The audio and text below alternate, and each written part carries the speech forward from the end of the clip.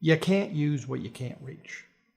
So if there's one thing you take home that should be applied to every step that you go through tomorrow to go measure how am I doing in practice, just apply this yardstick. Can I reach it? Can I do what I need to do within the range of motion of me? I'm 6 feet tall. My range of motion is 6 feet. Okay, that's it. Okay, anything out of that range of motion is a go and get in a warehouse. So if you think by definition, if it's out of that range, it's in a warehouse, and you're in the warehousing business, not in the work business. The zone of production is that blue area. Okay, that's where it all happens. And so people pay us to work in that zone.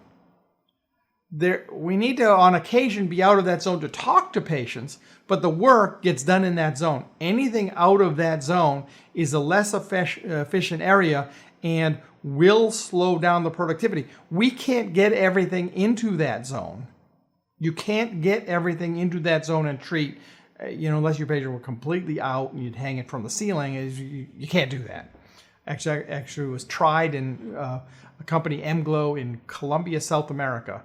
They had the hoses hanging from the ceiling. It was like Jiffy Lube, but you really don't do that. So when we consult for offices, though, we find that we've got stuff over, it's over here and it's over there and it's all over the place. And so what's happened is, as we've added new things, we just keep adding new stuff into more cubby holes and storage places in the offices. Okay, and these side cabinets and shelving, they're warehousing. And so if you've got 2 treatment rooms, you could theoretically just warehouse in 2 treatment rooms and not have it stored centrally and just be monitoring 2 locations, 2 rooms, and that's fine. And that's pretty much how this starts, if you think about it. We start with 2 rooms or 1 room, and then we duplicate a second room. And then as soon as you get to 3 rooms, I'll guarantee you that 3rd room will not have everything in it. You just blew the chances to have that replicated. It doesn't happen. You're not going to own 3 lasers. You're not going to own 3 apex locators. You're not going to own 3 Cerex. So that's why we changed this, because nobody pays us to be in those locations or anywhere else. So here's the essence of this. Figure out what the essential things that are needed for the job you get paid for and get those as close as you can to the patient. And there are a very limited number of ways you can do that.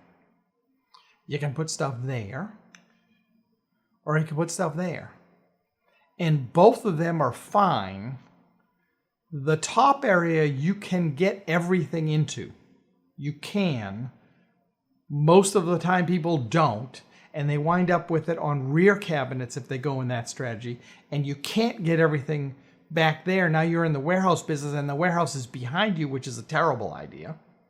And if you try to do it over the patient down here, you just can't stack enough stuff over the patient to make it either productive or psychically acceptable to the patient. So you'll see in what we do, how we do it in what's referred to in the American Dental Association's white paper as the over-the-head position.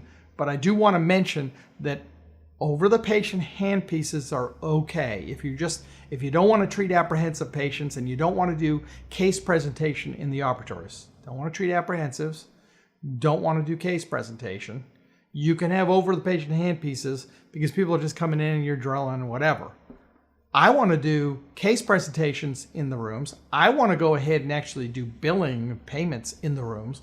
I want to treat apprehensive patients. So that's my issue why you don't see a lot of over-the-patient units in my setup, is because I very much want to do those 2 things. And I guarantee you that there's no productivity difference in having the handpieces over the patient or right here. Either location is absolutely fine. I actually have had operatories, because I'm a researcher by nature and by training, where we've had 2 handpiece units in the room at the same time so we could double blind test, and there's no productivity difference. So once you can consolidate, then you can minimize and you can back storage out of the room. So what you need is enough supplies for 10 days of practice. in the rooms, and then just inventory once a week, and you never run out. But the essence is this: you can't use what you can't reach. That's all we're going to do in talking about ergonomics today. And so I need to move on to the other subjects.